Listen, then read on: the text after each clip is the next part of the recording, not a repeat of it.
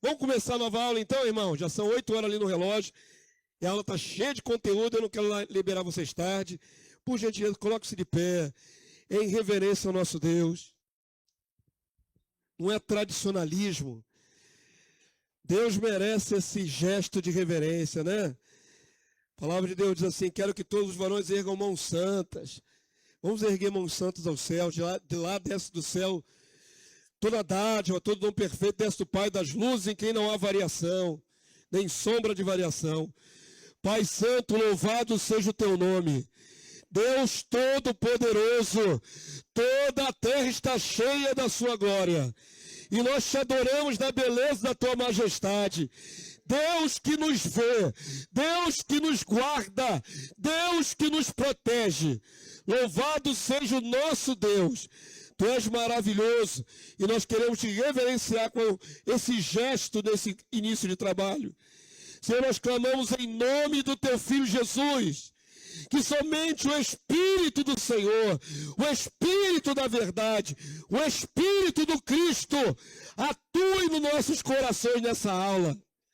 Não aceitamos espírito enganoso, não aceitamos espírito do anticristo, somente o Espírito da verdade, nos guiando a toda a verdade. Abençoa, Senhor, essa obra, para que não seja obra carnal, humana, mas seja obra espiritual, que traga edificação à fé dos teus filhos. Abençoa, meu Deus, cada mente e coração dos que já chegaram e daqueles que vão chegar e se juntarem a nós. Abençoa o teu servo que fala contigo. Eu seja canal desobstruído para fluir a palavra com verdade. Em nome de Jesus. Amém e amém. Amém, povo santo? Podem sentar, queridos, vamos lá. Vamos começar a aula nova, a aula de hoje. Amanhã que é aula nova. Glória a Deus. O tempo do fim. Pega aí a folhinha. Paz, meus amados irmãos. Esse seminário é um seminário de escatologia, ou seja, estudo das coisas do tempo do fim. A aula hoje é especificamente sobre o tempo do fim, profecias sobre o tempo do fim.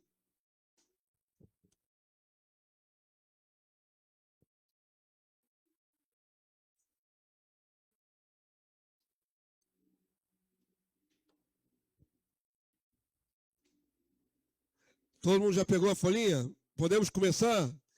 Bota para mim o primeiro texto aí, por favor, na tela aqui, ó. Quem está no comando aí, Vitão? Bota aí para mim, por favor. Aí, irmãos. Como os textos são um pouquinho maiores do que os de ontem, eu vou lê-lo com um pouco mais de destreza, tá bom? Então prestem atenção. Vou ter que lê-lo com um pouco mais de velocidade, só para que a gente ganhar tempo, porque tem muito texto hoje, bastante texto. Presta atenção então na leitura. Lucas 21, 20. Sempre lembrando que vocês podem e devem tirar dúvida no meio da aula. Passou o texto, quer tirar uma dúvida, você pode levantar a mão e eu tiro a dúvida. O texto diz assim, ó, Jesus falou: quando, porém, virdes Jerusalém sitiada de exércitos, sabei que está próxima a sua devastação. Haverá sinais no sol, na lua, nas estrelas, sobre a terra angústia, entre as nações em perplexidade, por causa do bramido do mar. Presta atenção nesse detalhe aqui, ó. Jesus está profetizando o futuro. Ele estava na terra ainda. Ia acontecer perplexidade por causa do bramido do mar. O mar vai causar perplexidade nas nações. E das ondas. Haverá homens que desmaiarão de terror. Olha, para homem desmaiar de terror, o negócio vai ser feio. Homens machão aí, desmaiando de terror, né? Isso até mexe com a masculinidade dos varões. Para homem desmaiar de terror, é que o negócio vai ser muito terrível, irmãos. E pela expectativa das coisas que sobrevirão ao mundo, é no mundo todo. Preste atenção nos detalhes, né? Aqui é uma aula, então posso frisar os detalhes. Jesus começa falando de Jerusalém. Jerusalém Lá na Palestina, né? Lá no Oriente Médio. Agora ele fala de efeitos no mundo todo. Não é só em Jerusalém, mas no mundo todo. Pois os poderes dos céus serão abalados. Assim também, quando vides acontecer essas coisas, sabei que está próximo o quê?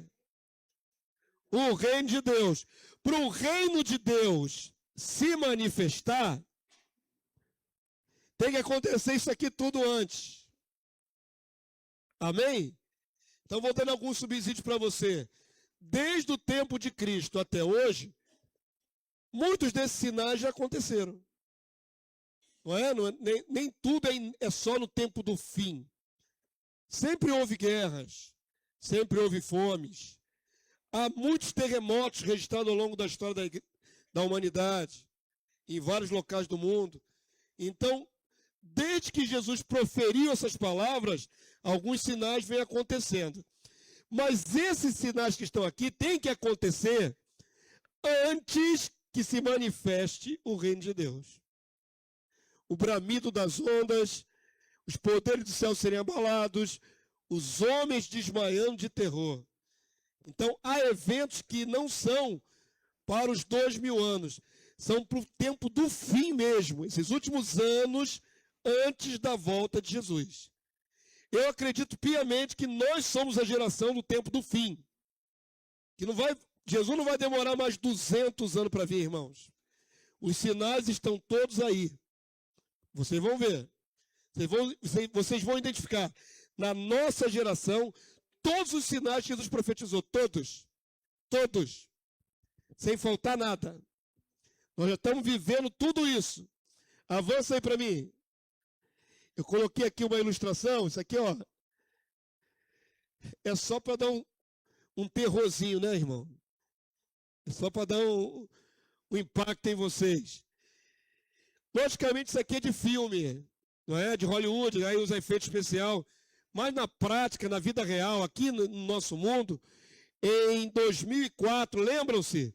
Houve um tsunami gigantesco lá. Eu sempre esqueço como é que é o nome daquela região lá. É Filipinas, mas tem um nome que engloba tudo aquilo lá. Indonésia. Indonésia é um país, Filipinas é outro. Existe uma designação para aquela área ali do planeta. É na Ásia, certo? E aquele tsunami terrível que aconteceu lá, ceifou 227.898 pessoas. Matou, afogado. É muita gente num evento só, né, irmãos? O mar se levantou e matou quase 230 mil pessoas. É muita gente morta. Isso aconteceu em 2004. São sinais. Antes disso, não há registro de tanta morte assim por um tsunami. Então, quero que vocês percebam um detalhe. Os eventos que nós vamos narrar aqui, que Jesus profetizou, eles vão começar a acontecer cada vez mais, em quantidade cada vez maior e em intervalos cada vez menores entre eles. Esse aumento é sinal que estamos chegando no fim. Avança aí para mim. Jerusalém é o centro da disputa da conquista do reino. De todos os lugares nesse mundo de meu Deus, qual é o lugar que Deus escolheu, irmãos? Jerusalém. Deus não escolheu o Brasil, Deus não escolheu as Américas, Deus não escolheu na Ásia, Deus não escolheu na África, Deus escolheu um lugar na terra. Ele escolheu Jerusalém. No Oriente Médio, ali é chamado na Bíblia de um umbigo da terra, umbigo. Assim como o umbigo está no meio do homem, divide o homem em duas partes, Jerusalém é o umbigo da terra, o centro da terra. A gente não vê assim, mas para Deus, ele olha lá do céu, ele vê Jerusalém como centro. Avança aí para mim. Salmo 132, 13. Vamos ler, igreja? Agora eu quero que vocês leiam junto comigo. Pois o Senhor escolheu a Sião, preferiu-a por sua morada. Este é para sempre o lugar do meu repouso. Aqui habitarei no futuro pois o preferi no presente. Presta atenção nos detalhes. O Senhor escolheu a Sião. E aí, a igreja, de modo geral, tem uma certa ignorância sobre o que é Sião, irmãos. O que é Sião? É um monte. Tem gente que confunde Sião até com a igreja. Aí faz lá a música lá que Sião é a igreja. E a igreja não é Sião, irmãos. Sião é um monte. E, na verdade, é um conjunto de montes. Sião, Moriá e outros montes ali são a base onde foi construída a cidade de Jerusalém. Jerusalém e Sião estão casadas eternamente. Sião é o monte e a cidade que está sobre o monte é Jerusalém. Amém? Todo mundo entendeu? Não confunda mais Sião. Sião não é o céu. Sião não é a igreja. Sião é um monte.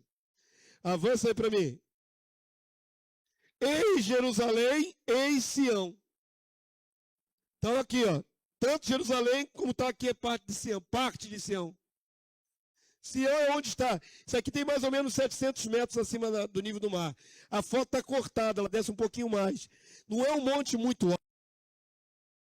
Na antiguidade se construíam as cidades edificadas sobre montes, para dificultar a invasão, irmão.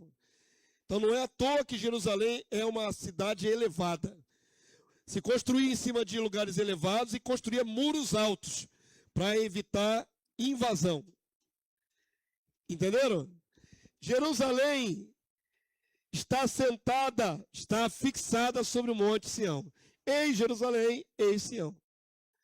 Nunca mais vocês confundam Sião com céu, com igreja, porque não é. É um monte, a base de Jerusalém. O que chama atenção nessa foto aí, irmãos? De cara, assim, batendo o olho assim, o que chama atenção? Essa construção aqui, né? Isso aqui é a mesquita do Domo Dourado. Essa mesquita foi erguida aqui no século VI depois de Cristo. Antes não existia essa mesquita. O que tinha aqui até o tempo de Jesus era o templo dos judeus, que Jesus falou que não ficaria pedra sobre pedra. Vieram os romanos e destruíram o templo dos judeus, e até hoje os judeus não têm mais templo. Tudo que restou do antigo templo dos judeus foi o muro das lamentações. Vocês veem nas fotos, nas reportagens, os judeus ficam fazendo lá turnos para orar e chorar a perda do seu templo. Tudo que eles têm é um muro externo, um muro externo. O santuário era aqui e em volta tinha um muro de contorno. Os outros muros caíram, o santuário caiu, ficou só um murinho externo. Esse murinho externo é chamado hoje de muro das lamentações, ou do choro. É o muro do choro. O que é que os judeus tanto choram dia e noite? Que no lugar onde deveria ser o templo deles, ergueram um templo rival para um falso Deus Alá. Alá não é Yahvé da Bíblia. Eu estou arriscando meu pescoço falando isso todas as vezes. Se tiver um muçulmano, ele vai querer me matar, que são radicais. Alá surgiu no século VI depois de Cristo. Já havia história com os judeus há mais de 2.000 anos. Então, o Alá é um Deus genérico, derivado. O Alcorão foi escrito quase que num fôlego só, enquanto que a nossa Bíblia levou 1.600 anos para ser escrita por mais de 40 pessoas diferentes. Então, o Alcorão nada mais é que uma cópia genérica de um Deus genérico. Mas são eles que cravaram essa mesquita aqui, onde antes era o templo dos judeus. Já viu o epicentro da briga, né, irmãos? Olha que coisa interessante, o diabo sabe disso. As 3 maiores religiões do mundo querem este lugar para si. O cristianismo gostaria de assumir esse lugar para si. Os judeus querem sua capital religiosa para si. E os islâmicos querem esse lugar para eles. As 3 maiores religiões do mundo brigam pelo controle deste lugar. Todo mundo entendeu? Estão falando de vida real, vida prática, vida vivida. Então, esse lugar hoje é guardado por soldados israelitas, armados até os dentes. Os soldados não podem chegar até a mesquita do domo dourado aqui, ó, não podem entrar aqui. Se entrar da briga, tiroteios, sai morte e tudo. A mesquita é sagradíssima para os islãs. Judeu não pode nem chegar perto da esplanada das mesquitas. De vez em quando, alguns judeus lá mais radicais resolvem, eu vou orar lá na mesquita. Quando ele faz isso, tá tiro, bomba, pancadaria. Porque todas as três religiões têm um olho aqui, ó. Centro da adoração mundial, aqui, ó. Por que Jerusalém é tão importante, irmãos? Não foi, você não acabou de ler no Salmo aí? Quem escolheu Jerusalém? Deus. Quem escolheu Jerusalém não foi Davi, foi Deus. Deus escolheu Jerusalém. Avança aí para mim. Isso aqui vai dar guerra ainda, irmãos. Aqui ainda vai dar guerra. Aconteça o que acontecer, Jerusalém será a cidade de Deus. Zacarias 8:3. Queria que vocês lessem os textos, são textos proféticos, que ainda não se cumpriram, mas vão se cumprir. Vamos lá? Leia comigo. Assim diz o Senhor. Senhor, todo em letras maiúsculas, é o nome de Deus no original, lá em hebraico. É o tetagrama, que transliterado, mal transliterado por Iavé, Javé, Jeová. Então aqui está o nome do próprio Deus aqui embaixo. Assim diz o Senhor, voltarei para Sião e habitarei no meio de Jerusalém. Jerusalém chamar-se-á no futuro cidade fiel. E o monte do Senhor dos Exércitos, Monte Santo. Vai juntando as peças. Deus não ia falar isso e nunca cumprir. Deus não é homem para que imita, nem filho do homem para que se arrependa. Deus não pode falar isso através do profeta e nunca cumprir. Ele vai cumprir. Jerusalém é dele e pode correr os olhos, tacar bom para lá, tacar bom para cá, mas continua Jerusalém sendo de Deus. E ele vai reivindicar tanto Jerusalém como o monte. Perceberam aqui que fala de Jerusalém e do monte? Estão juntos, né? Estão um em cima do outro. Avança aí para mim, filho. Por que todo mundo quer, inclusive o diabo quer essa cidade para si? Porque essa cidade está destinada ao rei. O grande rei. Pensa, querido. Quantos aguardam a volta de Jesus aqui nesse lugar? Se você é cristão, você tem que aguardar a volta de Jesus. Muito bem. Você pensa na literalidade de Jesus descer a terra? Literal? Ele vem literalmente ou é só em figura? Ele vem literalmente. Muito bem. E ele vindo de verdade, de fato, como ele subiu no seu corpo físico, ele vai se assentar para dominar da onde a terra? Hã? Vai expulsar o Trump e vai assumir a Casa Branca? Vai expulsar o Lula e assumir Brasília? Daqui que não é mesmo. Qual é o lugar destinado ao Rei Jesus na terra? É simples assim, irmãos. Jerusalém é profeticamente o lugar do trono do Messias, do Rei Messias, do Rei ungido. Leiam comigo, por favor. Nós estamos aqui agora em Mateus, Novo Testamento. Nós saímos do Antigo, entramos no Novo, vamos voltar no Antigo. Os textos se entrelaçam. Vamos lá? Jesus disse: eu, porém, vos digo, de modo algum jureis, nem pelo céu. Onde é o trono de Deus? No céu. Nem pela terra, por ser o estrado dos seus pés. Nem por Jerusalém. Por quê? Por ser a cidade do grande rei. Jerusalém é a cidade do rei Messias. Jesus entrou pela última vez na cidade vivo. Nós celebramos agora a Páscoa.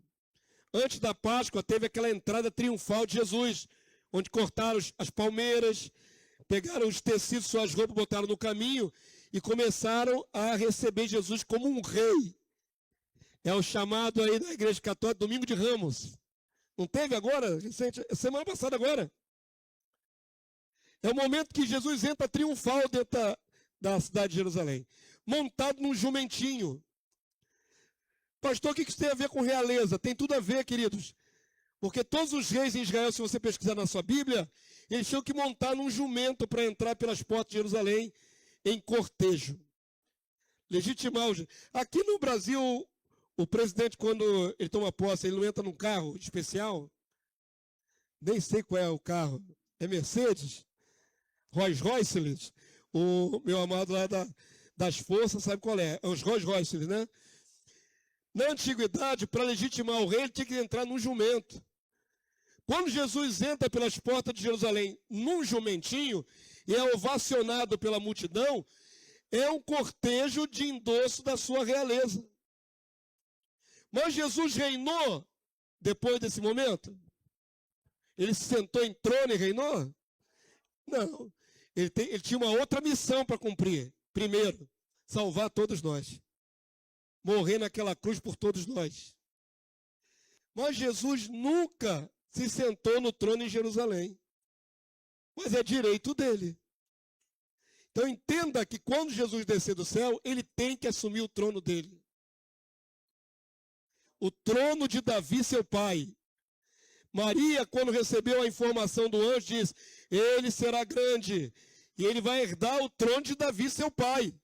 Seu pai ali, seu antepassado. Jesus é da linhagem de Davi. Maria recebeu a informação de que Jesus tem que assentar no trono de Davi. O que nunca fez em vida, aqui nessa primeira passagem. Mas as profecias todas apontam que Jerusalém é a cidade do grande rei. Amém? Não deixou de ser, continua sendo a cidade do grande rei. Avança aí para mim. Vocês estão no comando aí. Por isso, queridos, eu posso afirmar pela palavra profética que Jerusalém ainda vai ser disputada. Vai ter guerra por Jerusalém. Sempre teve. Quem conhece um pouquinho da história de Jerusalém vai atestar. Ela foi destruída no ano 70. Cerca de 36 anos depois que Jesus subiu ao céu, vieram os romanos com Tito e Vespasiano e destruíram Jerusalém, os muros, destruíram o santuário que havia de Herodes, o templo. Foi no ano 70 da era cristã. Passados séculos, os judeus foram dispersos para toda a parte do mundo e Jerusalém não tinha quase nenhum judeu lá.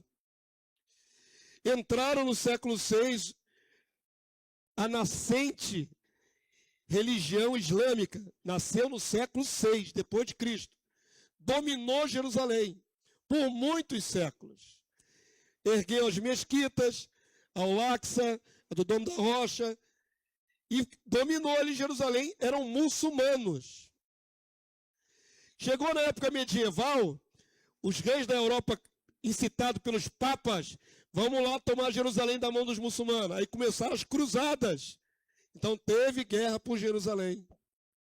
Tomaram das mãos dos muçulmanos e ficaram 100 anos no controle de Jerusalém os europeus cristãos. Depois veio Saladino e destruiu o domínio dos europeus e voltou para a mão de novo dos muçulmanos. Até entrar o Império Turco-Otomano, até chegar no século XX e sair da mão do Império Turco-Otomano depois da Primeira Guerra Mundial e passar para ser um protetorado da Inglaterra. E até a Inglaterra lavar as mãos, em 1948 os judeus voltaram para sua terra. Então, quantas guerras houve ao longo desse período? Várias guerras. Por causa de Jerusalém. Jerusalém é disputadíssima. Eu resumi quase 2000 anos de história aí, tá? Se vocês quiserem pesquisar, vocês vão achar tudo isso. Avança aí para mim. E agora, no tempo do fim, vai ter guerra de novo por Jerusalém. Ela é a capital. Olha o que Jesus disse antes de subir ao céu. Vamos ler, igreja, para vocês não ficarem só ouvindo a minha voz embala você. Daqui a vocês estão com sono aí, assim. Essa hora da noite. né? Trabalhou o dia inteiro, está cansado. E a minha voz, ela vai começando a embalar você. Daqui a pouco você está dormindo. Então, para você não dormir, ativa seu cérebro lendo o texto. Vamos ler juntos aqui, ó. Então, os que estiverem na Judeia. Judeia é lá, né, irmão? Judeia é lá. Não é no mundo todo, na Judeia. Fujam para os montes. Quem estiver sobre o eirado, não desça tirar de casa alguma coisa. Quem estiver no campo, não volte atrás para buscar a sua capa.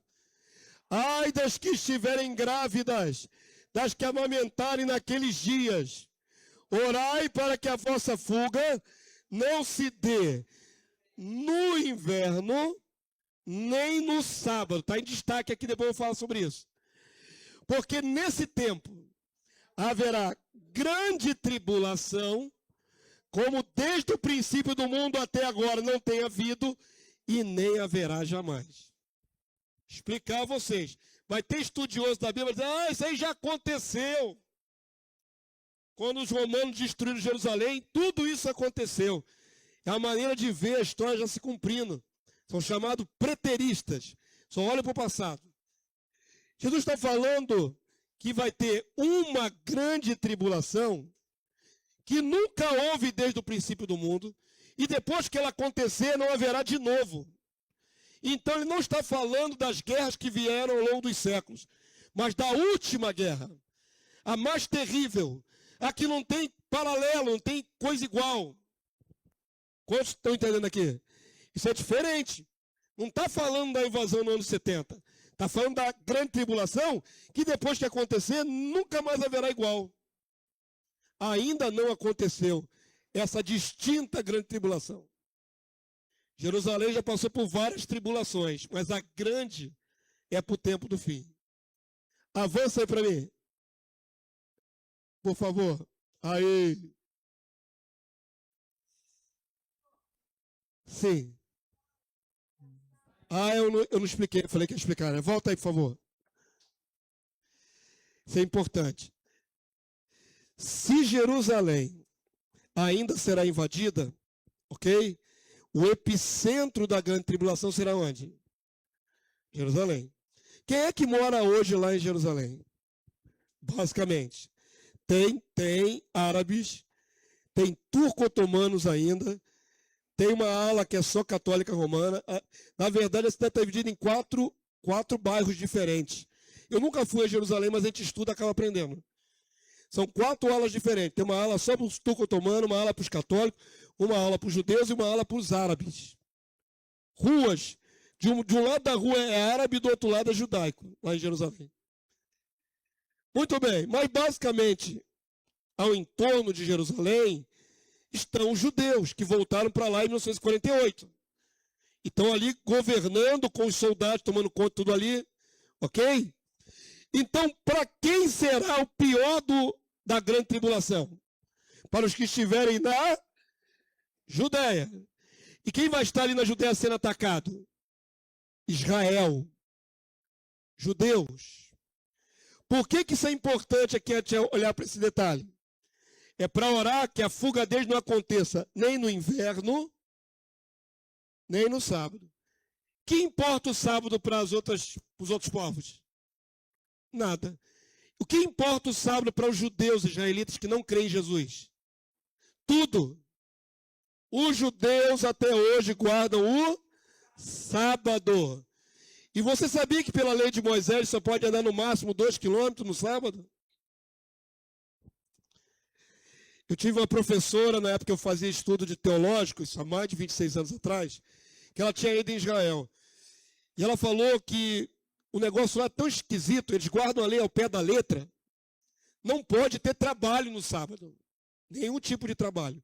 A comida de alguns judeus começa a esquentar na noite de sexta-feira e deixa no termostato o dia inteiro esquentando para ninguém ter que fazer comida no sábado.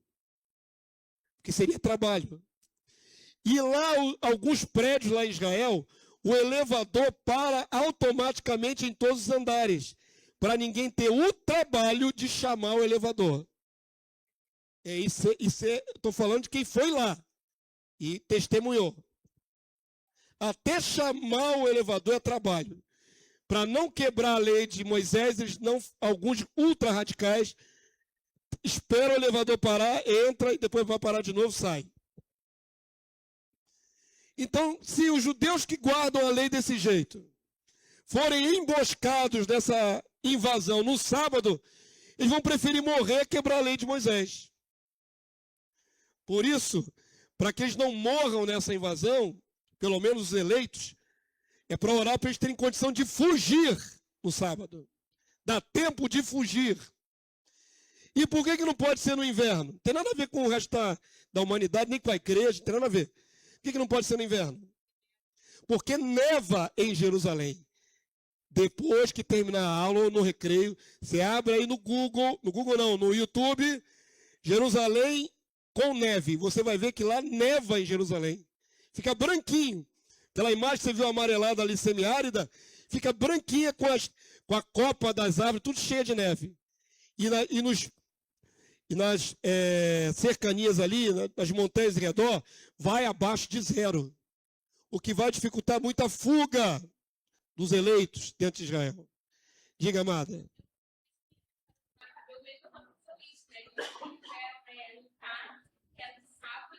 Eles guardam o sábado. Até hoje é assim. Houve uma guerra recente, eu não lembro qual foi. Não lembro agora qual foi. Que os judeus estavam guardando o sábado e aí os árabes invadiram. Foi a guerra do Yom Kippur, né? Não foi a guerra do Yom Kippur? Quem lembra aí? Depois pesquisa lá. A guerra do Yom Kippur, se eu não me engano, foi em 1900, eu não guardo nunca as datas. Guerra do Yom Kippur, acho que foi em 74.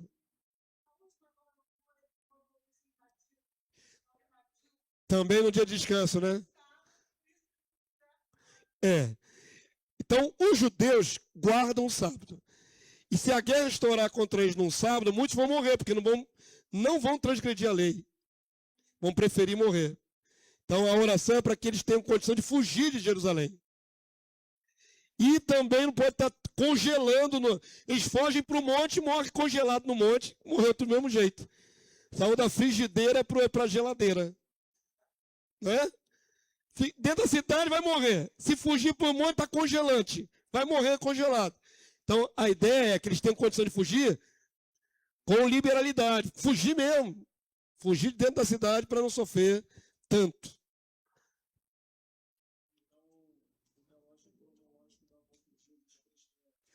É Israel.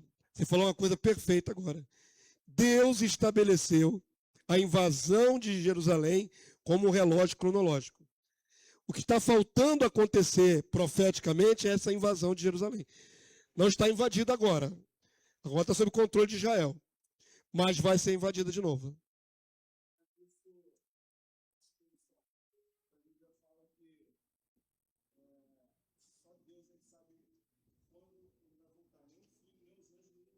Sim, a gente não sabe o dia e a hora. Veja que é bem preciso. Dia e hora, não o tempo. Porque os sinais vão assinalar para a gente que está chegando o tempo. A grande tribulação é um marco. Eu vou mostrar a vocês agora na Bíblia, prestem bastante atenção, que Deus já determinou quanto tempo durará a grande tribulação. É o reino do anticristo. E tem um tempo delimitado. E Deus diz na sua palavra que ele delimitou esse tempo, porque senão ninguém se salvaria. O futuro já está escrito na sua Bíblia, não está? A gente está vivendo o presente. Mas o futuro não está na sua Bíblia? Com todos os detalhes? Está. Tanto o advento do anticristo, a derrota do anticristo, está tudo já programado. Está na sua Bíblia. Então, o período que o anticristo vai esmagar, vai invadir com as suas tropas lá, está delimitado pelo Senhor. Está na sua Bíblia, tem data, não a data do dia que vai começar, mas tem um marco cronológico de quanto tempo essa invasão, esse domínio vai durar em Jerusalém. E eu vou mostrar agora para vocês no texto profético. Diga. É negar a soberania, é dizer Deus que não tem o controle da história da humanidade. O futuro já está aí, irmão, até o final feliz, até a eternidade já está aí na sua Bíblia. Quando você comprou ela, já tinha até o final feliz no final, né? Mas tem que se cumprir as passagens. Ué, sumiu aqui? Deu ruim aí? O diabo peleja demais aí nesses computadores. Tem que benzer esse computador aí. Jogar um óleo santo ali. Misericórdia, Jesus.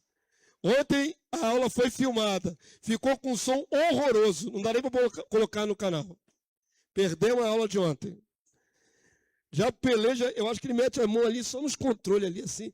Não os meninos não, irmão. Os irmãos estão trabalhando ali. Mas ele entra nos fios, não sei o que acontece, que estraga a obra que a gente faz aqui, eletrônica. Voltamos para cá. Foi só para descontrair. Os meninos são ungidos, hein? Todos abençoados. Não são eles que estragam, não. O diabo deve mexer nos fios. Acho que a gente tem que orar os fios das conexões. Olha aqui, olhem para cá, varões, mulheres de Deus, jovens. A palavra diz quanto tempo durará essa grande tribulação? Diz. Eu teria que gastar uma aula de 1 hora inteira para abrir com vocês o cronograma de Deus que Deus entregou através do anjo para o profeta Daniel. Vocês já ouviram falar das 70 semanas proféticas de Daniel? Sim, né? Quando Daniel está lá no cativeiro babilônico, vou ter que resumir aqui em 2 minutos, ele recebe a visita do anjo Gabriel, mensageiro. Não o arcanjo Miguel é guerreiro. É o mensageiro Gabriel. E é entregue a ele ficou jejuando 21 dias, é entregue a ele o cronograma do futuro. Os judeus estão no cativeiro babilônico, lá na Babilônia, de Nabucodonosor. Ok? E é dito a Daniel, 70 semanas estão determinadas sobre o teu povo e sobre a tua santa cidade, Jerusalém. E ele divide esse cronograma de trabalho de Deus da seguinte maneira: 7 semanas para a reconstrução de Jerusalém, que estava em ruínas, quando Nabucodonosor entrou e invadiu. 7 semanas proféticas. Cada dia da semana corresponde a 1 ano do nosso tempo. 7 semanas proféticas, 49 anos para os judeus voltarem para a sua terra.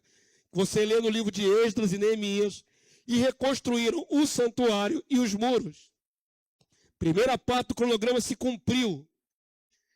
Depois, mais 62 semanas até a morte do ungido, do Messias, do Cristo. Daniel recebeu o cronograma de quando Jesus viria e morreria. 62 semanas, se não me engano, dá 438 anos. Multiplicando cada dia da semana por 7. 7 semanas para reconstruir Jerusalém. Mais 62 até a morte do Cristo, do ungido. 7 com 62 dá quantas semanas? 69 semanas. Então, querido, se tivesse no propósito de Deus trazer o reino, o domínio do reino, logo após a morte de Jesus, seria natural que se cumprisse a última semana de 7 anos, após a morte de Jesus. Mas o reino veio depois de 7 anos? Está estabelecido o reino de Deus na terra? Não. Por que Deus, então, não cumpriu a última semana ou 7 anos? Porque a partir da morte de Jesus, quem entrou na salvação e não estava antes? Nós, os gentios. Esse cronograma foi empurrado para frente, a última semana, por misericórdia de nós, irmãos, da igreja gentia. Até ali, Deus tratava só com os judeus, com o povo de Daniel. A partir de Jesus, se abriu a porta da salvação para nós, gentios, de todos os povos, tribos e línguas. Então, a última semana profética, para completar o cronograma, ainda não se cumpriu. Quanto tempo falta? 7 anos. Corresponde a uma semana, juntando com 69 semanas, 70 semanas. Está faltando 7 anos para que o reino se estabeleça. Só que quando começa esses 7 anos? Aí não sabemos. Tem que se cumprir algumas coisas para esses 7 anos. Vamos ver aqui os indicativos proféticos? Presta bastante atenção no que o pastor está falando. Eu não estou dizendo que sei quando começa o sétimo último ano. Hein? Eu não sei. Nós podemos ver os eventos. Os eventos vão assinalar para a gente se entramos ou não na última semana de Daniel. Tem que olhar para os eventos. Vamos olhar aqui para o texto profético. Vamos lá? Daniel 9, 27. Eu falei que hoje a aula era mais profunda. E assim a de amanhã é mais profunda ainda. E assim vai aprofundando mais. Vamos ler juntos? Ele ali é o anticristo, é o chifre pequeno. Você vai aprender amanhã. Essa besta, o anticristo, fará firme aliança com muitos. Por quanto tempo? Uma semana, mas não é uma semana natural de 7 dias. É uma semana de anos. 7 anos. Fará por uma semana, ok? Que semana é essa? Agora vocês sabem, a última que está faltando, se cumprir no cronograma. Agora, olha aqui o detalhe importante, ó. Olha para cá. Na metade da semana. O que é a metade da semana, irmãos? Se uma semana é de 7 anos, qual é a metade da semana de 7 anos? 3 anos e meio. O famoso 3 anos e meio, que é tão falado aí, é a metade da última semana profeta Daniel, que tem que se cumprir. Então, essa última semana, ela tem uma característica. Metade dela é com acordos de paz, metade dela é com grande tribulação e guerra. A primeira parte é mais tranquila. A segunda parte vai ser um terror sobre a terra. Quantos entenderam? Não é a semana toda, é na metade. Na metade. Que o caldo entorna, que a guerra se avoluma, que a tribulação se abate sobre o povo judeu. Então está faltando se cumprir isso ainda. Amém, queridos? E aí o texto diz, fará cessar o sacrifício e a oferta de manjares, sobre a asa das abominações virá o assolador. O assolador é o anticristo.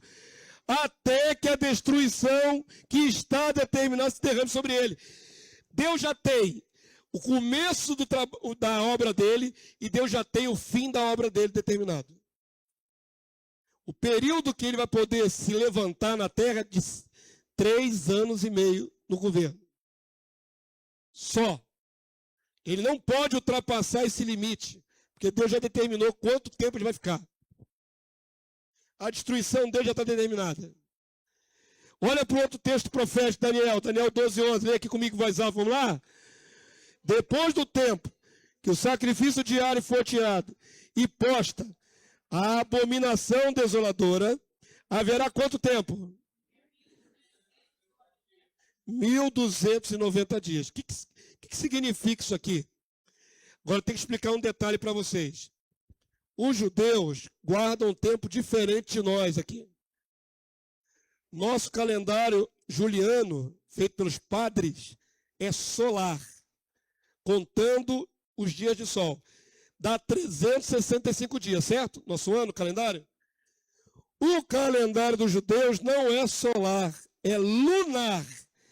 Para eles dá 360 dias, menos 5 dias por ano. A maneira com que eles contam é diferente da nossa. Então, cada ano, 360 dias. 3 anos e meio dá aqui, ó, 1260 dias. E vai ter mais 30 dias que vai acontecer alguns eventos. Então, como é que se chega nesse número aqui? 3 anos e meio na contagem dos judeus e mais 30 dias. Um ano judaico, 360 dias. 3 anos e meio, outra designação desse período, 42 meses. Quanto é 42 meses? 3 anos e meio. Cada ano, 12, 12, 12, 36 mais 6, 42. Tudo aponta que o período designado do anticristo é de 3 anos e meio, 42 meses, 1260 dias. Está contadíssimo, delimitadíssimo o período que ele vai governar. Todo mundo entendeu? Esses três marcadores são a mesma coisa. 3 anos e meio, 1260 e 42 meses. É o mesmo período. 3 anos e meio. Eu falei que se a gente fosse estudar direitinho lá o livro de Daniel, onde você tem semana, gastaria mais 1h30 aqui. Tranquilo. Avança aí. Mas deu para dar uma noção, irmãos? Vocês estão muito perdidos nessa conta toda? Está muito difícil? Vou tirar dúvida, então. Vamos dar uma pausazinha para tirar dúvida. Dúvidas?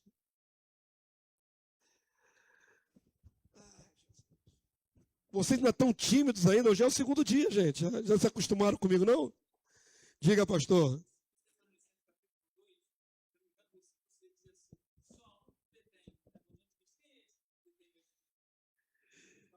É, Espírito Santo. Onde está escrito ali que é Espírito Santo? Em lugar nenhum. Até o tempo determinado. Detém até o tempo determinado. O anticristo ele vai ser manifesto. O filho da perdição ele tem que ser manifesto. Quem está no controle disso tudo é Deus.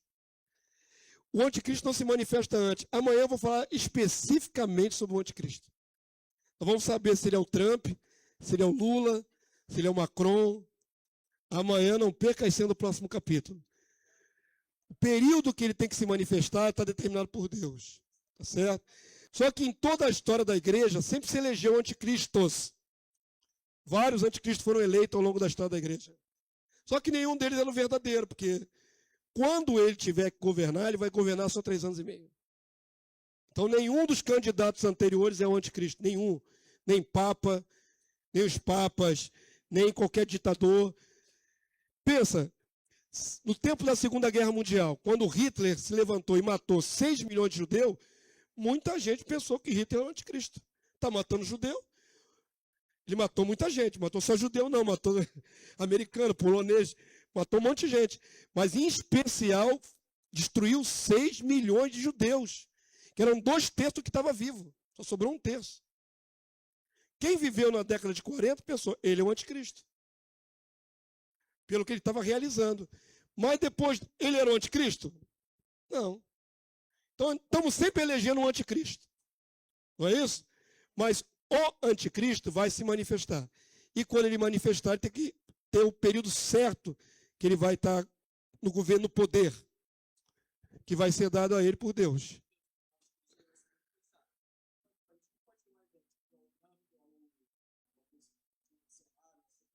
Não, nem o Lula tem cacife para ser o anticristo. Ele não tem cacife para isso. Tem vista por toda a sociedade, tá ligado? Aí o Trump se levantando e falando com as fotos do Vitória. O Trump não é um anticristo. Amanhã nós vamos ver sobre isso. O Trump não é um anticristo. O Trump protege Israel. O anticristo vai destruir Israel. Diga, filho. O que está atuando atualmente é o espírito do anticristo. Vou falar disso amanhã.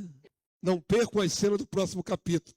Eu não estou me esquivando da sua pergunta, não. Estou empurrando ela para a hora certa, que é amanhã. Amanhã eu vou dar uma aula só sobre o anticristo. Vou mostrar a vocês a atuação do espírito e do homem que vai ser levantado o anticristo. Já tem essa diferenciação que eu pretendo fazer amanhã, mostrando texto.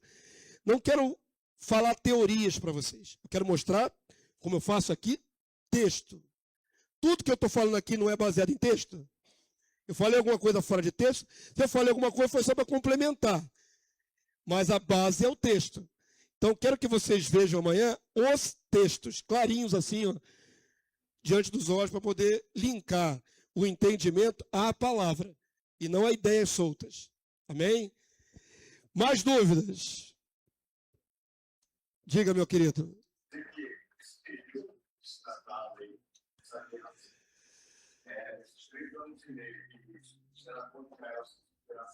Isso. Baixará a guarda. Teria que abrir outros textos para provar isso que você está colocando. De fato, Israel agora já está em guerra, certo? Mas quando houver essa quebra, essa manifestação do anticristo, vai pegar Israel de novo com a baixa guarda. Isso não vai acontecer imediatamente. Vai levar alguns anos para Israel se sentir seguro de novo. Porque vão fazer acordos. Toda a guerra termina em acordos. Não é isso, irmão? Está aí o Trump agora, ele ameaçou aniquilar o Irã. Ameaçou levar eles à era das cavernas, das pedras.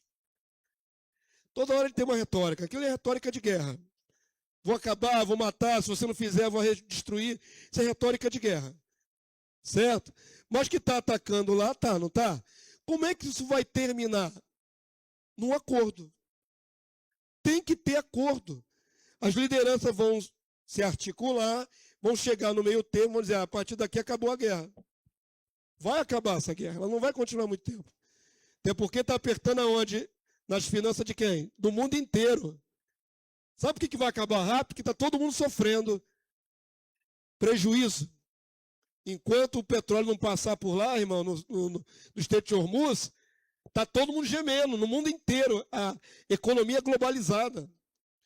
Não pensa que afeta só eles, não. Aqui no Brasil, se demorar mais essa guerra, você vai pagar mais caro no seu combustível aqui na bomba. Porque é tudo interligado. Quanto mais demorar aquela guerra, maior vai ser o aumento aqui no Brasil do combustível. O diesel só não está aumentando porque o governo está se articulando para tirar todo o peso de tributo para manter o nível do valor do diesel. Se o governo não fizer isso, o diesel vai lá para cima. Ninguém mais vai andar de avião aqui.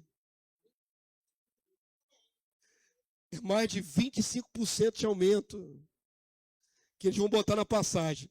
Então, se você pagava uma passagem de R$1.000 para algum lugar do Brasil, vai pagar 1.250. Vai aumentar R$250 pelo menos. A conta é essa. Desse acordo deles aí, vai ter paz mesmo ou uma falsa paz, né? Uma sensação de paz. Mas está todo mundo querendo matar um ao outro. Todo mundo rilhando os dentes, mas segurando ali. Amanhã vai ser oportuno encaixar a figura do anticristo nesse contexto. Nós estamos falando do momento que ele vai operar, mas não falamos da pessoa do anticristo. Então amanhã vai ficar mais claro ainda para vocês. Amém?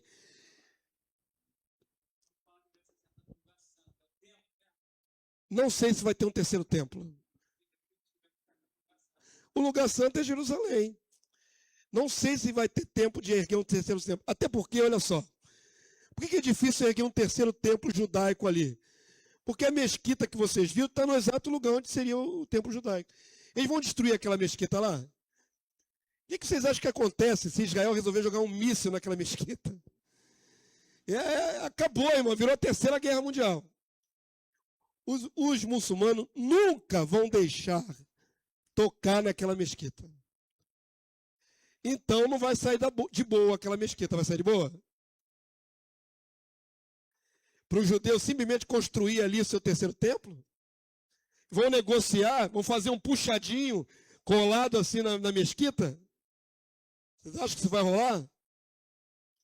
É interessante que a gente vê a palavra profética, mostrando o que vai acontecer, mas existem alguns detalhes que a gente só vai ver quando estiver acontecendo.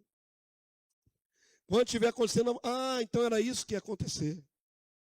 A gente vai constatar os eventos acontecendo na Terra. Mas acho muito difícil construir um terceiro templo ali. O lugar santo é aquele lugar ali central onde Deus tinha escolhido. Ali vai ser sempre santo, Deus disse que é dele e acabou. Então, queridos, eu vou antecipar não, mas vai ter um grande terremoto que vai destruir Jerusalém em várias partes. Aquela cidade lá vai ser invadida pelas forças do anticristo. Isso ainda não aconteceu, é nosso futuro. Essa grande tribulação é para o futuro, não aconteceu ainda. Amém? E tem vários eventos para acontecer nesse período. Terremotos. Até mesmo a topografia de Jerusalém vai mudar. Onde antes é o Monte das Oliveiras, vai se fender no meio por causa de um grande terremoto. E vai abrir uma vala. Tudo isso está profetizado. Mas se você for hoje lá em Jerusalém, você vai ver o Monte das Oliveiras inteirinho. Quando é que vai se dividir o Monte das Oliveiras? Quando o Senhor determinar que é o momento de sacudir aquela região lá.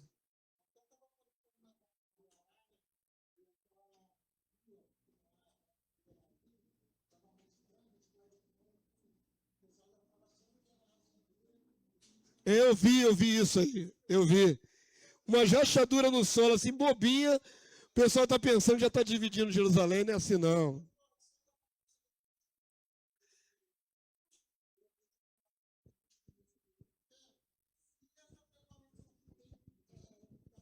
Os judeus? Tem. Os judeus já estão se preparando para construir o terceiro templo. Eles estão se preparando, ele tem toda a estrutura, eles têm a tecnologia para erguer esse templo em 2 templos, pré-moldado. Eles estão treinando os sacerdotes da linhagem levítica para fazer sacrifício. Já tem o candelabro de 7 braços dentro de uma redoma de vidro preparada para o futuro templo. Eles estão preparando tudo. Só que não é fácil tirar aquela mesquita de lá para botar o templo deles. Como é que vai ser? Entendeu? O problema não é estar se preparando. Realmente eles querem. Entre querer e poder tem uma grande diferença, né? Porque os muçulmanos não vão entregar de bandeja. Acho que a gente vai parar por aqui. Vou mostrar aqui, ó. Isso aqui é uma ilustração feita por computador. Deve ser IA. Quando o pau comer, quando o negócio entornar, quando a lenha queimar, essa cidade aqui vai ser toda ela o centro da disputa, da guerra. Vai ter muita destruição aqui. Onde é que está a palavra que diz isso? Zacarias 12:2. Vamos ler? Vamos ler. Pergunta aí se já está na hora do recreio. Já pode liberar o recreio? Pode. Eu vou ler com vocês e liberar o recreio para a gente voltar logo. É só 10 minutos. Senão atrasa o resto da aula, tá bom, irmãos? 10 minutos tá para você comer, beber, conversar um pouquinho e volta para cá. Zacarias 12:2, igreja. Vamos ler juntos? Eis que eu farei de Jerusalém um cálice de tontear para todos os povos em redor. Presta atenção nesse detalhe. O Brasil vai entrar nessa guerra da grande tribulação. Não tem nada a ver com o Brasil. É os povos em redor. E em redor de Israel só tem país muçulmano. Todos são inimigos de Israel. Todos. O Egito, os países ali do norte da África, ao norte de Israel, o Líbano que está em guerra agora com Israel, a Síria. Todos, mais ao norte ainda a Turquia, inimiga declarada de Israel, o Irã que está sendo abatido pelos Estados Unidos, inimiga mortal de Israel. Todos os povos em redor de Israel são inimigos de Israel e todos eles são muçulmanos. Todos são seguidores de Alá, todos. Então, quando a invasão ocorrer, não é qualquer povo que... Já vi gente falar, a China vai atacar Israel. O que tem a China com Israel, Jesus Cristo amado? A China é inimiga histórica de Israel, irmão, onde?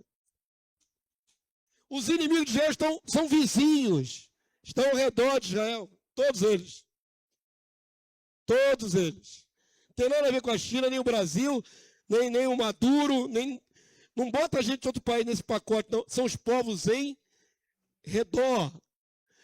E também para ajudar durante o sítio, o cerco, contra Jerusalém. Isto vai acontecer. Amém? Vamos lá para o recreio. 10 minutos, são 9 horas em ponto ali no relógio. 9:10, todo mundo retorna. Para a gente continuar mostrando o que vai acontecer. Som. Vamos lá, irmão, segundo tempo. Já comeram, já conversaram, já esclareci alguns irmãos. Vamos lá para o segundo tempo?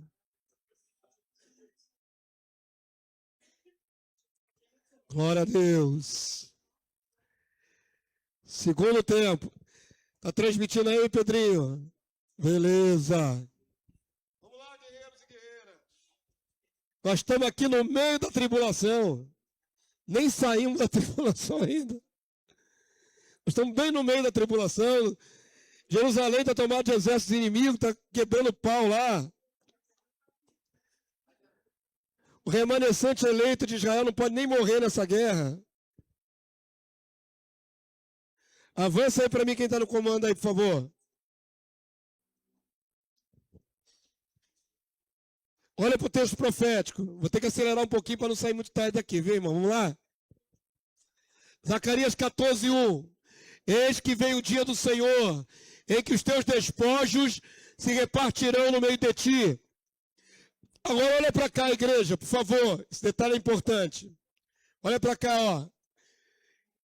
Porque eu aqui é o próprio Deus. Olha para esse detalhe aqui, ó. Porque eu ajuntarei todas as nações para a peleja contra Jerusalém. Quem é que vai fazer com que as coisas aconteçam? Deus. Não pensa que o anticristo e as forças dele, e o diabo e Satanás, têm autonomia para fazer o que quer. Vão cumprir o roteiro que Deus estabeleceu. Amém? O diabo não está à vontade não, irmão. Nem o anticristo, nem nenhuma força maléfica. Deus está no controle de tudo. Já está determinado. Deus vai ajuntar as nações para essa tribulação em Jerusalém. E olha o que diz que vai acontecer. Já está descrito, irmãos. E a cidade será tomada, e as casas serão saqueadas, e as mulheres forçadas, violência sexual contra as mulheres. Metade da cidade sairá para o cativeiro, vai prender muita gente. Mas o restante do povo não será expulso da cidade. Avança aí para mim. Isso é o que vai acontecer em Jerusalém. Agora, no mundo todo tem outros efeitos que vão acontecer no tempo do fim. Nós estaremos vivendo que momento agora? Profeticamente. Apostasia, mas dentro do cronograma do que Jesus disse que ia acontecer. Princípio das dores de parto. Jesus vai comparar esse tempo do fim com a mulher que vai dar à luz, cujas contrações têm um intervalo de tempo maior no começo e depois vai diminuindo. Todas as mulheres que deram à luz sabem disso. Vai diminuindo o intervalo entre as contrações, vai ficando cada vez menor o intervalo e aumentando a dor até que a criança nasce. A criança nasceu, cessa imediatamente a dor. Deus é fantástico. E aí Jesus compara essa tribulação toda que vai acontecer no mundo às dores de uma parturiente. Então hoje nós estamos vendo guerras, nós estamos vendo terremoto. Teve agora um terremoto no Oriente Médio. Terremoto em tudo quanto é lugar, epidemias, fomes, os sinais estão todos aí. Só que agora vai aumentando a quantidade, a intensidade e diminuindo os intervalos. Até o século XIX, tinha um terremoto a cada 100 anos, de grande proporção. Agora, nos últimos anos, sempre tem terremotos fortes em todo lugar. Até no Brasil já teve terremoto, irmãos. Só que foi lá no meio da mata, lá ninguém sentiu, não foi no meio de uma cidade. Então perceba que o mundo está sofrendo as dores de parto. Essas convulsões todas são programadas. O mundo inteiro sofrerá dores de parto até vir o reino. Avança aí para mim. Muitos sinais se cumprirão com catástrofes e mortes antes do dia do Senhor. Mateus 24, 5. Porque virão muitos em meu nome dizendo, eu sou o Cristo, e enganarão a muitos. Falsa religião tem de montão já. Sinal já cumprido. Certamente ouvireis falar de guerra, rumores de guerra. Sinal já cumprido. Vede, não vos assustei, porque é necessário assim acontecer. Mas ainda não é o fim. Essas guerras todas estão dizendo, não é o fim ainda. Porquanto se levantará nação contra nação, reino contra reino. Haverá fomes e terremotos em vários lugares. Tem terremoto em todo lugar agora do mundo. Tem nas Américas, tem no Oriente Médio, tem na Europa. Tem em todo lugar tem terremoto agora. Porém, tudo isso é o princípio das dores. Dores de parto. Então sereis atribulados, perseguição. E vos matarão, perseguição. Tem que se cumprir também. Sereis odiados de todas as nações por causa do meu nome, pelo nome de Cristo. Cristofobia também já está presente. Principalmente nos países muçulmanos da África, estão matando muito cristão na África atualmente. Essas notícias não chegam no Jornal Nacional, aqui no Ocidente. Mas toda semana 4 tem assassinato de nossos irmãos na África. Olha aqui, sinais já presentes. E será pregado este evangelho do Reino. Olha, qual evangelho tem que ser pregado nesse tempo final?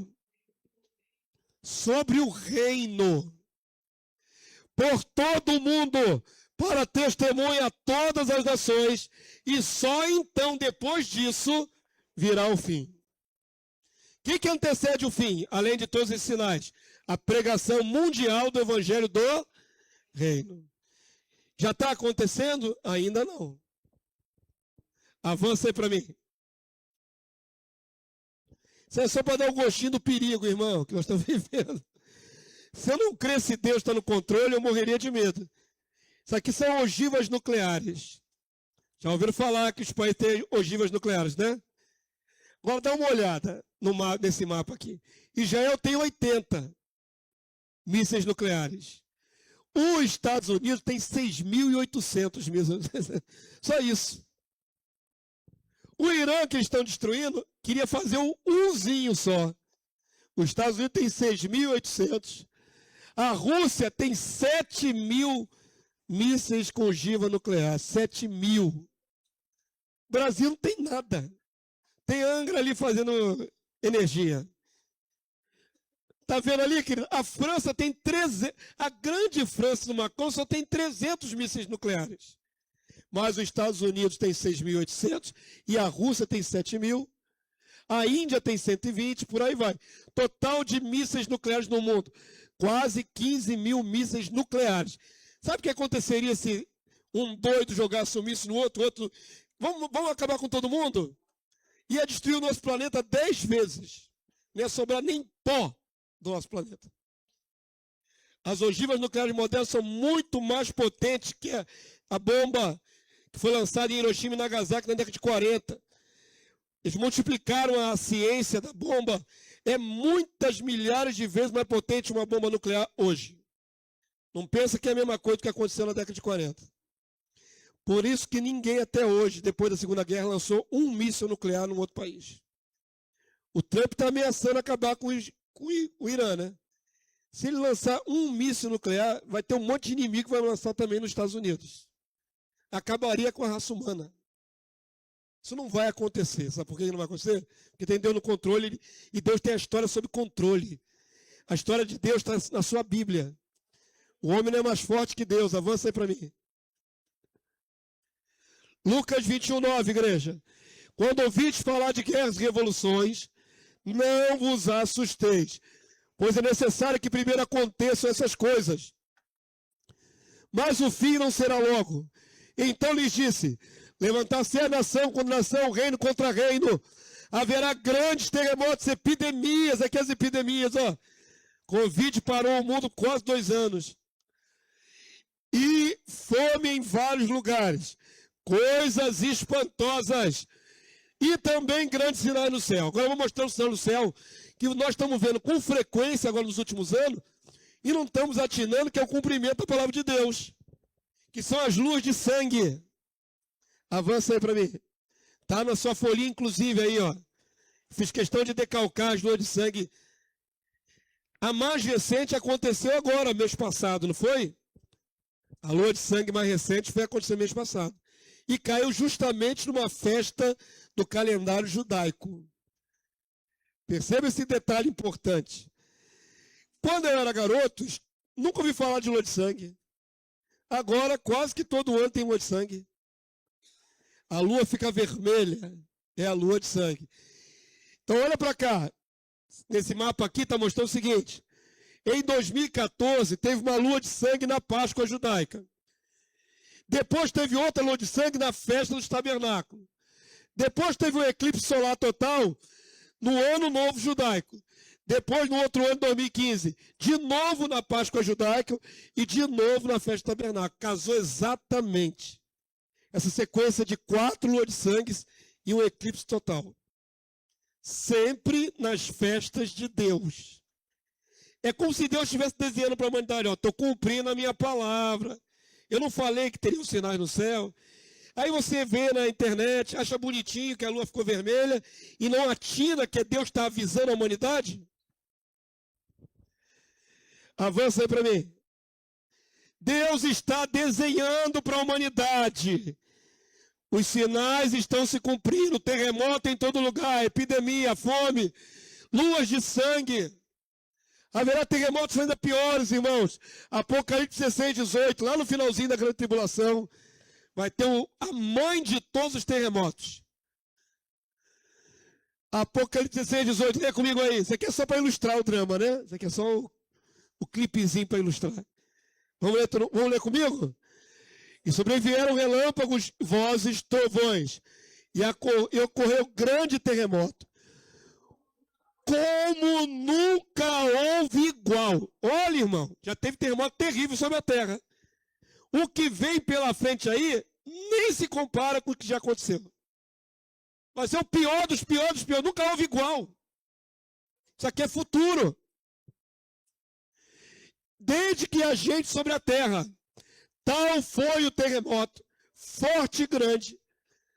Todas as ilhas fugiram e os montes não foram achados. Ilhas ali é um eufemismo para os continentes. Vai abalar o mundo inteiro esse último grande terremoto. Não vai ser um terremoto local, com 6 pontos na escala Richter ou 7, não. Vai ser a mãe de todos os terremotos. E vai abalar o mundo inteiro. Quantas pessoas vão morrer nesse período? Muitas. Milhões de pessoas vão morrer. Avança aí para mim. Eu mostrei o terror para vocês, tsunami, invasão de Jerusalém, morte, guerra, fome, epidemia. Só coisa ruim, né, irmão? A aula de hoje foi uma exposição de tudo que de ruim que vai acontecer sobre a terra. E agora mostra que vai ter um terremoto maior de toda a história humana, que nunca houve enquanto houve gente na terra. Mas tudo isso é necessário para tirar o sistema do mundo das mãos do maligno. É como as dores de parto, a mulher sofre, mas assim que a criança nasce, vem um alívio. O mundo precisa sofrer, para depois vir um alívio. Qual é o alívio? Jesus desce e estabelece seu reino de justiça e paz. Não tem como estabelecer um reino de justiça e paz num mundo caótico como está hoje. Primeiro tem que abalar tudo que está aqui estabelecido. Compreendem? Mas para que ninguém saia daqui triste, está na hora de encerrar, vai vir dois versículos de Gelol. Gelolzinho assim. Para dar aquela animada, aquela esperança. Se terminar aqui na tragédia, pô, vou voltar mais nesse seminário, só fala de tragédia. Vai ser arrebatado antes, não. Tem negócio de arrebatamento secreto, não, isso é invenção recente. Presta atenção, queridos.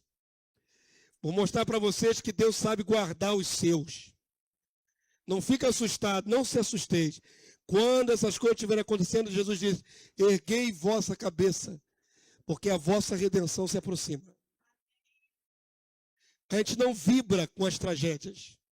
A gente não vibra com a destruição de seres humanos. Mas a gente vibra com um Deus que está cumprindo sua palavra. A Bíblia não é um conto, não é uma historinha da carochinha. Ela vai acontecer cabalmente. Então, quando as coisas começam a acontecer e você identifica, você tem que ficar feliz. Triste pelas almas que se perderam, mas feliz porque Deus está apressando o cronograma. E logo, logo Jesus virá. Precisa acontecer tudo isso para Jesus vir. Amém, povo santo? Olha para cá, vamos ler esse texto aqui de Paulo. Ele revela para ninguém ficar atordoado. Vamos lá? Leia comigo, é os últimos 2 versículos. Vamos lá, queridos? Irmãos, relativamente aos tempos e às épocas, não há necessidade que eu vos escreva, pois vós mesmos estáis inteirados com precisão de que o dia do Senhor vem como ladrão de noite. Ora, pastor, então, vai ser de repente? Calma. Paulo não falou só isso. Vamos lá? Esse dia vai pegar de repente quem? Quem crê na Bíblia ou quem não crê na Bíblia? Quem não crê na Bíblia. Eles não ligam para esses sinais todos. Eles não acreditam em Deus. Mas nós que acreditamos vamos ser pegos de surpresa? Olha o que diz a palavra, verso 3, irmãos. Quando andarem dizendo paz e segurança, eis que lhes sobrevirá repentina destruição. Então o mundo vai ser pego de surpresa. Como vem as dores de parto, aqui está para dar à luz, e de nenhum modo escaparão. Agora para a igreja, o verso 4, vamos lá, igreja. Mas vós, igreja, vós, irmãos da igreja, não estáis em trevas, para que esse dia como ladrão os apanhe de surpresa. A igreja não será pega de surpresa, porque ela tem os olhos iluminados, ela consegue ver os eventos. Nós não seremos pegos de surpresa. Ninguém pode dizer o dia e a hora, mas nós podemos ver a proximidade dos eventos. No dia que o anticristo subir ao poder, nós vamos identificar esse camarada é o anticristo. E não vai ser o Donald Trump, não. Amém? Avança aí para mim. Nós não estamos em trevas, o Senhor está iluminando nosso entendimento. A maioria dos santos de Deus será guardada para a vinda do Rei Jesus. Lucas 21, 28, vamos ler? Ora, ao começarem estas coisas a suceder, exultai, ficai feliz, e erguei a vossa cabeça, porque a vossa redenção se aproxima. Maranata, ora vem, Senhor Jesus. Mas a gente vai dizer isso no meio de grande luta, perseguição, e vos matarão, diz o texto. Terá mártires, tem que completar o número dos mártires. Tem tribulação para a gente viver também. Amém? Mas no final das contas é glória, é imortalidade, é reino. E quem perseverar vai ver o reino, porque as penúltimas aulas são sobre o reino estabelecido. 2 Pedro 2,9, igreja, último versículo, vamos lá para eu liberar vocês.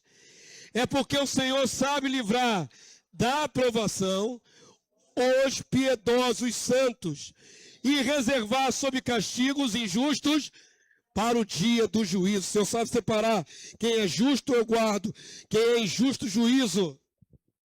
Amém, povo santo? Como foi no Egito, né? Se eu não me engano, as primeiras 3 pragas do Egito pegaram tanto em Israel como pegou nos egípcios. Mas de uma praga para frente só pegava nos egípcios, não pegava mais em Israel. Deus sabe fazer essa separação. Então ninguém sai daqui com medo. Oh, meu Deus, tanta coisa terrível que vai acontecer. E onde está a sua fé, confiança? Quando voltar o Filho do Homem, achará fé na terra? Fé é sinônimo de confiança. Amém? Vamos ficar de pé, terminamos a aula de hoje. Eu passei 5 minutinhos do horário habitual, só 5. Vou orar rapidamente e liberar vocês. Amanhã, mesmo esquema. Eu chego um pouco mais cedo. A partir de 7h30 estarei tirando dúvidas. Hoje eu dei mais caldo grosso para vocês. Hoje foi mais grosso do que ontem. Amanhã vai ser mais grosso do que hoje, irmãos. Vai engrossando o caldo. Você tem que ter dente para mastigar essa palavra. Né? Vai ficar bacana, irmão. Vai ficar bacana. Depois você vai ver glória. No final das contas, reino de glória. Amém? Pai Santo, louvado seja o teu nome por essa noite. Grande é o nosso privilégio, porque nós não estamos em trevas, para que o dia do Senhor nos apanhe como ladrão. O Senhor tem aberto o nosso entendimento, iluminado os olhos do nosso coração, para que saibamos a tua verdade. Senhor, prepara a tua igreja, Senhor. Prepara esses irmãos que estão vindo aqui nesse seminário, nesse curso. Abre o entendimento dos teus eleitos, para que possam absorver a tua palavra revelada e saber os eventos que devem suceder sobre a terra. E não se espantarem com isso, mas confiarem que o Senhor está no controle de tudo. Tu és o dono de todas as vidas e as nossas vidas te pertencem. Leva-nos em paz, guardado pelo teu poder. Possamos chegar bem nos nossos lares e ter uma noite de sono abençoada e a mente iluminada continue pensando nas tuas coisas, na tua palavra, nas tuas promessas. E traze-nos amanhã, segundo a tua vontade, à noite, para aprendermos mais da tua palavra revelada. Que a tua bênção repouse sobre os meus irmãos, eu te peço, em nome de Jesus. Amém e amém. Toda honra e toda glória ao Deus Todo-Poderoso. Aleluia. Vamos na paz do Senhor Jesus, amados. Amanhã, 7h30, estou tirando dúvidas de quem já chegou primeiro.